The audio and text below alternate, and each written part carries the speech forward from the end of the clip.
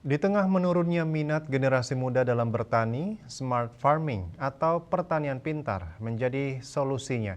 Smart farming hadir sebagai terobosan metode pertanian cerdas yang memadukan teknologi sensor tanah dan cuaca dengan agri-drone sprayer. Dalam beberapa dekade terakhir, jumlah pemuda yang memilih bertani di Bali menurun drastis. Mereka lebih memilih bekerja di sektor lain seperti pariwisata dan jasa, sehingga di desa hanya tersisa generasi tua yang masih mau menggarap sawah. Seiring dengan perkembangan zaman dan teknologi, permasalahan di sektor pertanian tidak cukup hanya diselesaikan dengan mengandalkan sistem tradisional secara turun-temurun. Melalui konsep smart farming, para petani dapat memanfaatkan bantuan teknologi informasi untuk mengakses data dari sensor maupun drone atau pesawat nirawak secara real time, akurat dan nyata melalui telepon pintar.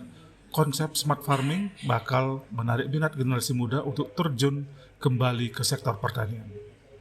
Eh, itu sangat bagus karena kita tidak bisa menutup mata dengan masuknya teknologi-teknologi dari beberapa negara lain.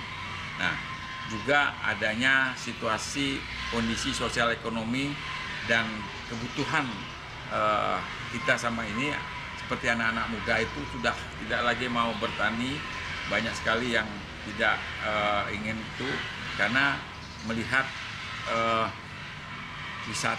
pariwisata lebih menjanjikan, mungkin itu jadi pemikirannya. Nah, namun demikian juga penggunaan HP dan alat-alat lain juga dia sangat tertarik, ya, sehingga salah satunya Internet of Things melalui HP kita bisa memonitor tanaman, itu juga menjadi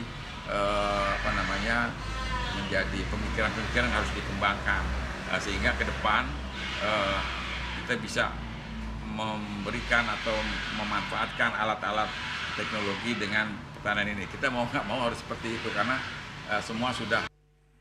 Melalui teknologi informasi harga ketersediaan komoditas pertanian seperti bibit dan pupuk, luas tanaman komoditas hingga prediksi masa panen dapat diakses petani dalam waktu yang cepat. Selain menarik minat pemuda, pemanfaatan teknologi dalam smart farming akan mampu meningkatkan kesejahteraan para petani. Yana Bali TV.